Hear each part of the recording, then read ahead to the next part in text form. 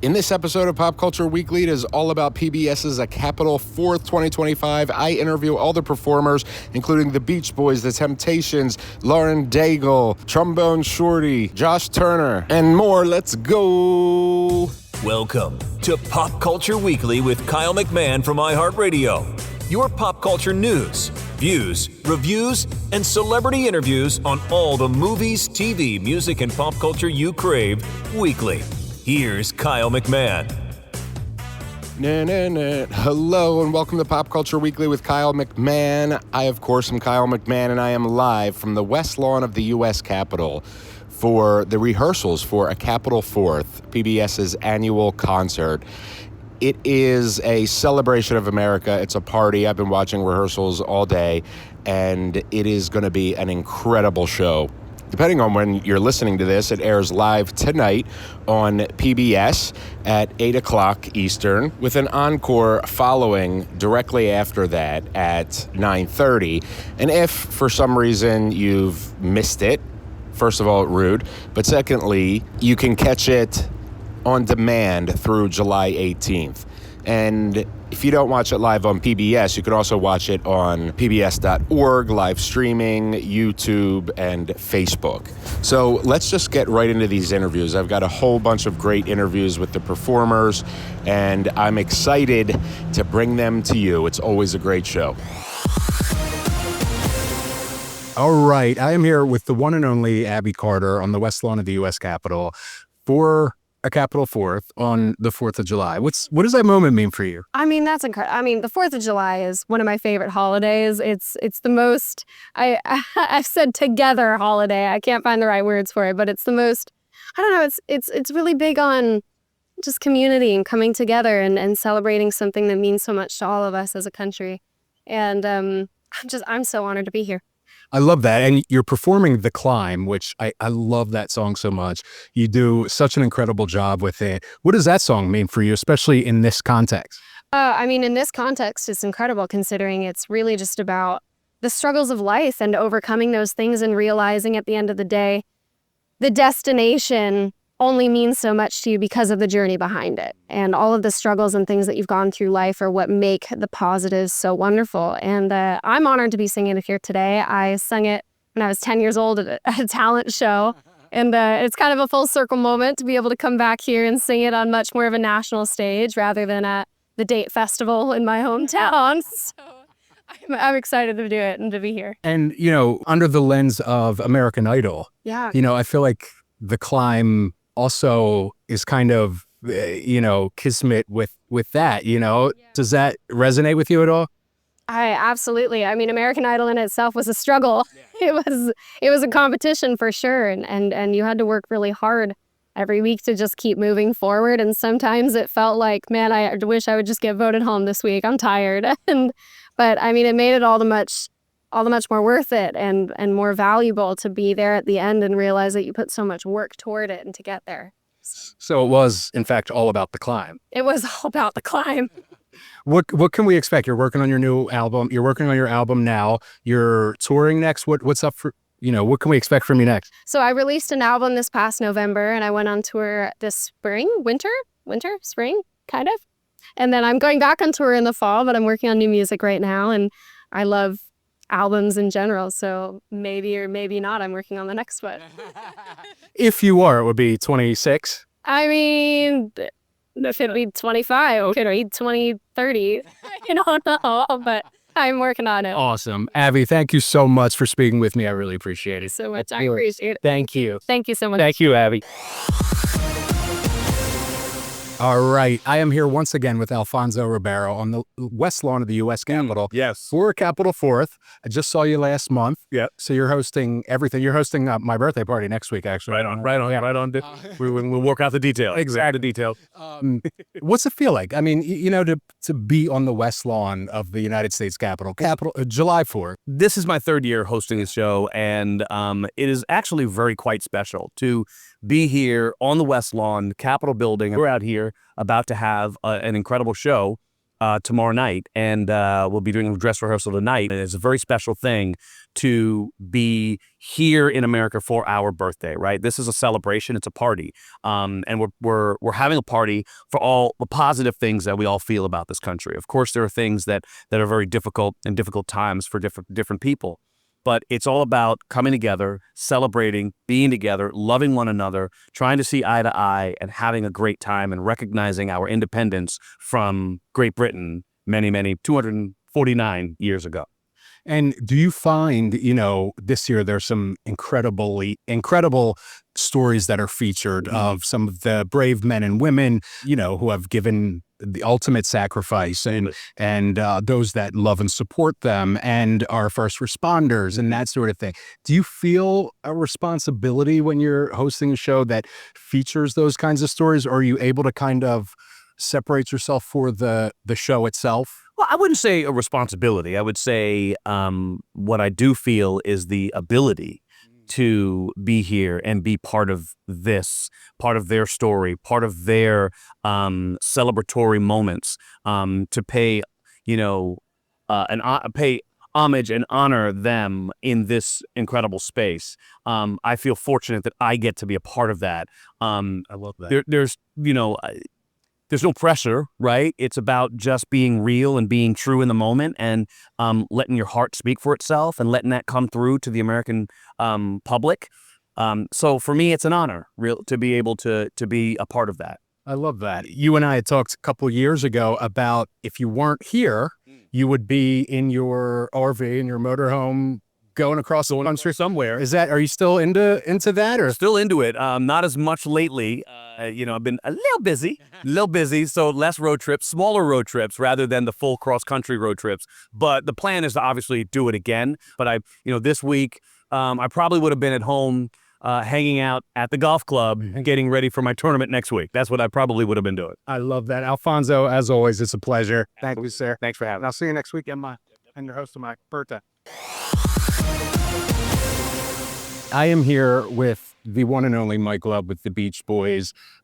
You performing on the West Lawn of the United States Capitol, Washington, D.C. for Capitol 4th on the 4th of July. That's right. What is that like, the Beach Boys doing that? That's an amazing thing. It's the 49th anniversary. We were here a few years back, and Jimmy Buffett came out and sang the second verse of Kokomo with us. So that was quite an iconic moment. Yes. But this time our buddies LOCASH, who just had a #1 record in country, are joining us on stage. And they're doing their song, their three favorite colors, which is red, white, and blue, which is perfect for this occasion. Yeah. And we, the Beach Boys have been known for having fun for many years. And so we're just really blessed and delighted to be able to come out and perform on America's holiday. I love that. And you've been in the business for so long, performing iconic hits like this. Yes. Does it have a different meaning today to perform these songs than it did when you first debuted them? It's a little extra special because years ago we had an idea to come out and do a free concert on July 4th, and that was a lot of incredible. It was like a Guinness Book of Records. There's so many people on the monument grounds. But this is an iconic 49-year tradition going on 50. And we are so blessed to be invited to be part of the celebration of July 4th. Amazing. Thank you, sir. I really appreciate it. And I can't wait to see you tomorrow. Thank you very much. Thank you.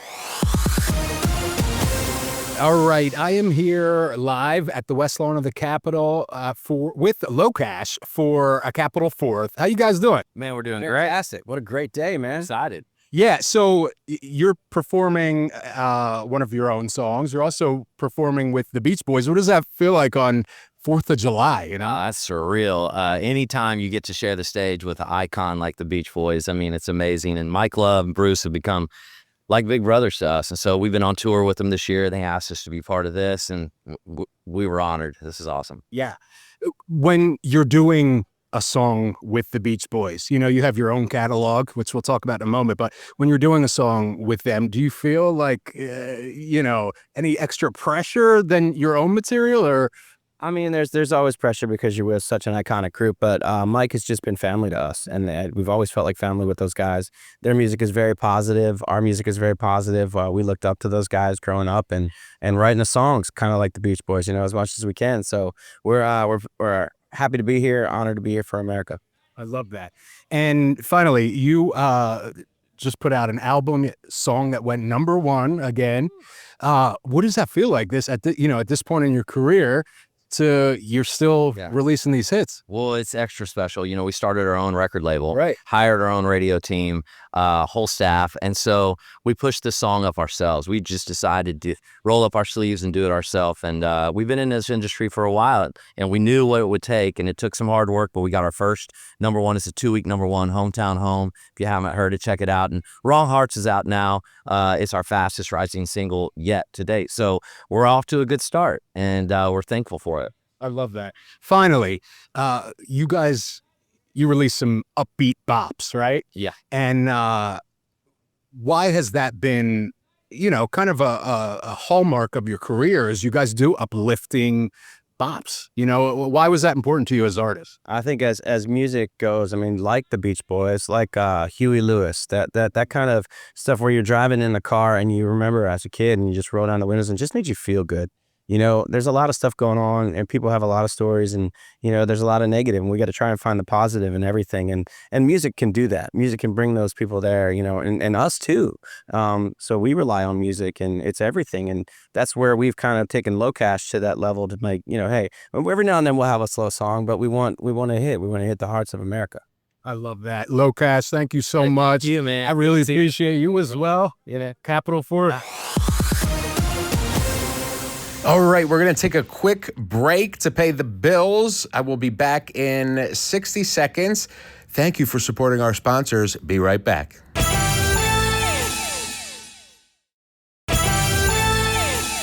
All right, thank you for hanging in there and supporting our sponsors. They help me make this show, which is how I'm able to bring it to you. So, all right, let's get right back into our interviews. Live from the West Lawn of the Capitol in rehearsals for a Capitol 4th. All right, I am here with the one and only Lauren Daigle on the West Lawn of the U.S. Capitol for a Capitol 4th. What's it feel like to be performing here in D.C. for the 4th of July? Oh, first of all, I'm so honored. I got to bring my family, my parents, and there's this really sweet moment where my mom, last night we were talking about being out here after rehearsals, and she said, Lauren, do you realize this is the closest I've ever been to the Capitol? And I thought, oh my goodness, it is so special. So I know there's going to be a lot of families in the crowd. I know there's going to be a lot of families having picnics and things like that. Just getting to celebrate the 4th, it's very exciting. I love that. And one of the songs that you're performing, Rescue, it's such a powerful song. What was that? Why that song for this moment? Okay, well, I'm really excited. I don't know if this is a spoiler alert. Are we allowed to say? Okay, I'm like, the beauty of that song is because it's going to be met with so many first responders on stage. And whenever they told me, they asked about it like a couple weeks before our rehearsals. And I was like, do y'all want me to sing the song or cry? I feel like for me, it's going to be one of the most moving moments of the evening. Yeah. Yeah, I'm really excited. What those people pave, my brother's a first responder, and what they see and what they experience and what they go through on a day in and day out basis is really powerful. And any moment in life that we get to thank them and honor them and show our gratitude for everything that they've done to keep this country safe and to keep people looked after is really beautiful to me. I love that. Yeah. And on another note, you had gone for American Idol a couple of times. Yeah. Your journey took you in a much different place. Do you think it all worked out the way it was meant to? And, you know? Oh, yeah. I'm so grateful. And I still have great relationships with the American Idol team. I've gone back a couple of times to sing with some of the contestants and stuff. But I remember when I got told no on American Idol, when I was walking out, the double doors open, Simon Cowell had just said no. And tears started filling my eyes, and my mom looked at me and she said, Lauren, you can either believe the no of man or the yes of God. And if you believe God's calling you to do this, then just stay focused. And it really did something to me. I remember saying, don't cry about this. Get up, girl, let's go. And it was the first day that I realized, oh, I really care about this. Because sometimes when you're told no, it's actually fuel. You realize, oh, this is something I care about. If it hurts, if it doesn't hurt, then you're like, oh, I guess I didn't really care about that as much as I thought I did, you know? So it's just a beautiful moment for me to realize, oh, I actually care about this and I really want to pursue music. And so the journey began, honestly, from that moment. I love that. Yeah. And finally, you are so inspirational in your performance and your music. What do you want people to take from Lauren Daigle? Oh, I love that. I honestly, anytime that I get to sing, I just want to spread hope into this world, the hope of Christ, the hope of knowing anybody who's going through any situation.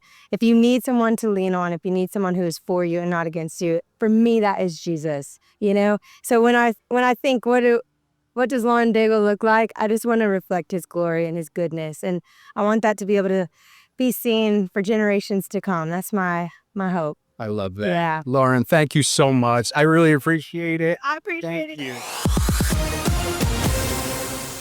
So I am here with the one and only Trombone Shorty, all the way from New Orleans, Washington, D.C., a Capital Fourth. Just heard you rehearse. Awesome medley. What's this moment like for you? Oh, it's a wonderful moment to be able to represent the great city of New Orleans on a national stage in front of America is a beautiful thing for me. And hopefully we can make the city of New Orleans proud by being here. So it's big for me to be able to be a representative of that place. How did you decide what songs in that medley that you were going to do? I just thought that we would choose an original song, Hurricane Seizure, that kind of capture the brass band second line feel of what I grew up playing, and also some New Orleans classics, Mardi Gras in New Orleans by the great Professor Longhaul, which is the standard. And When the Saints Go Marching In is just a great song that bring everyone together and sing along with. Speaking of New Orleans, you're from the Trombone neighborhood, correct? Yes, yes. So how has that influenced your work and your career? I mean, it's a very specific neighborhood in New Orleans. Yes, that's the 6th Ward in New Orleans. It's where Congo Square is. But I grew up in like a musician village, naturally. There was a Reaper brass band that lived around the corner, Kermit Ruffins. Of course, my family, the Andrews family, all brass musicians. The late, great Tuba Fats was there, the Treme brass band. So I would wake up in the morning and go to school, elementary school, and I would see people playing jazz funerals and parades. And then I would come home and then they would be celebrating whatever it is. So I was surrounded by music in their neighborhood my entire life. So it's a big, without that place, I wouldn't be here today. Wow, I love that. You have this very specific fusion of traditional jazz and hip hop and pop. How did that all come about for you for that Trombone Shorty sound? Well, all of that music is things that I grew up playing or being a part of or listening to. So having people like the Neville Brothers and Dr. John, also being able to work with people like Manny Fresh and Cash Money Records as I was coming up. All of those situations are like gumbo to me. Everyone I get placed in, I take a little bit from it and add it to the sound. So even though we grew up in a very traditional city, I was still listening to Master P and the Hot Boys and stuff as a youngster, as a teenager. So that's type of music. I didn't block that out and I just put it into my music. Then I had a chance to work with him personally, and then everywhere I go, I just take a little bit from it like a sponge. I love that. So this finally, and this kind of builds off that, you've worked with Madonna, Bruno Mars, Lenny Kravitz, all kinds of incredible artists. Do you take something from each of them and give them trombone as well? Well, you know, I think whenever I play with them, they might take a little bit, but I'm definitely learning from some of the great people and in any situation I get in, everyone has a different musical approach. So whatever that may be, I try to take a little bit from that naturally because I'm a fan of music and I'm just learning from everyone that I touch the stage with or record with, because a lot of people are very strong at certain things and you can learn from that.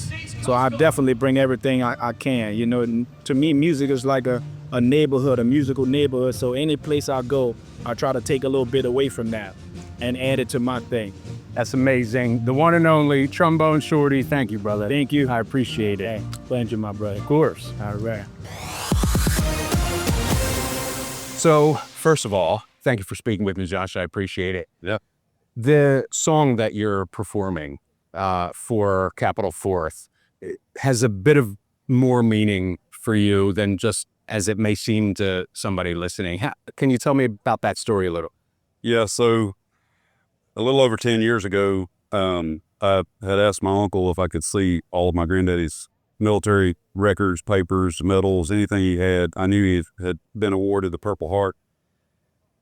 Unfortunately, the Purple Heart had been lost or misplaced, but that wasn't necessarily the most important thing to me. It was the story and reading his papers, trying to figure out, what his story was, because he never talked about it. Nobody in our family really knew a whole lot about what he had done.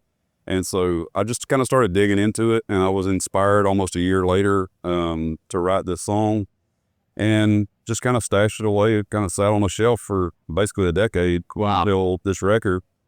And I just felt like it was the right time to bring it to the surface and to the light, and it's so far it's meant a lot to a lot of people. I kind of regret not bringing it out sooner, but everything happens for a reason, and the timing was right. Yeah.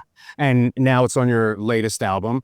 You are now performing that song. Well, I think you debuted it around Memorial Day. Yeah. And now you're performing it on the West Lawn of the U.S. Capitol in D.C. for the 4th of July. That has to be a surreal thing for you. It is.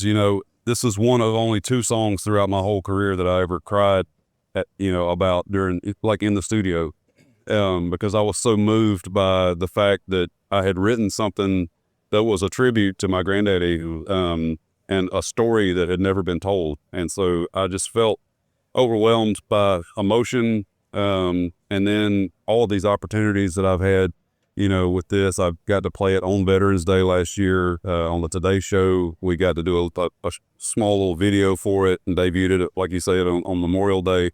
All of these different veterans events. And now, here at the Capital Fourth, out here in our nation's capital, is just, it's kind of overwhelming. So it's pretty awesome. You've been very vocal open about your faith, speaking about that, and you've also been in the business for a long time. Is there a time where you feel your faith was tested, that you were obviously able to persevere, and how did you do that? I feel like it's always tested, but early on in my career it was definitely tested, because nobody knew who I was. Nobody knew really what I stood for. Nobody knew anything about my music or me as an artist or as a person or how I wanted to conduct my business. And so all of that, coming together all at once was extremely stressful. It took a toll on me physically, mentally, spiritually. And I just had to persevere. I had to take it one step at a time, one decision at a time. And I had to do what I felt like I knew was right and what I felt like the Lord was telling me to do. And so I'd say it's worked out. Yeah. I've been doing this now for over 20 years and still having fun, still love what I do. And I got a great group of people around me fighting for me every day. And so, it's a testament to perseverance. I love that. And finally, what's next for you? What can we expect next? I'm on tour pretty heavily right now on the This Country Music Thing tour. Supporting the album. Promoting my latest record, which I'm very proud of. So yeah, we'll be all across the country this year, and just got some things in the hopper, but I can't really talk about those things. All right, but you'll come on iHeart and tell us when you're ready. Josh, thank you so much. I really appreciate it. All right, I am here on the West Lawn of the U.S. Capitol with the one and only Temptations. The 4th of July, what does this moment mean to you to perform here once again at the Capitol? Well, we are repeating history because we were here about 5 or 6 years ago, and here we are again celebrating our nation's birthday. So it's a wonderful occasion. And you have so many iconic hits, right? You guys, the soundtrack to so many lives. How do you decide, how do you narrow it down to just a handful? Well, what we will do, and will not do, we will not take My Girl out.